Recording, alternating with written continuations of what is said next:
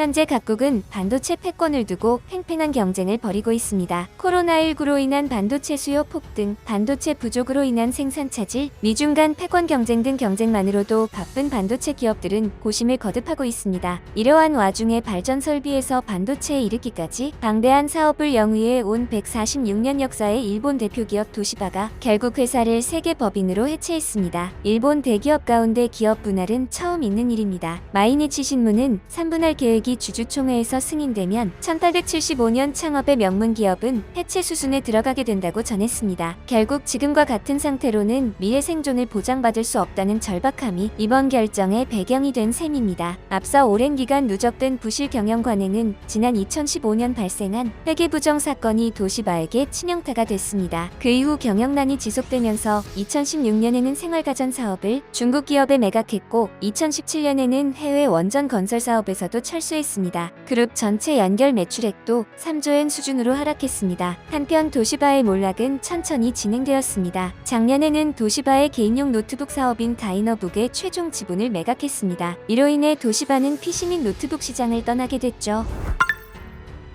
구독과 좋아요 한 번씩 부탁드립니다.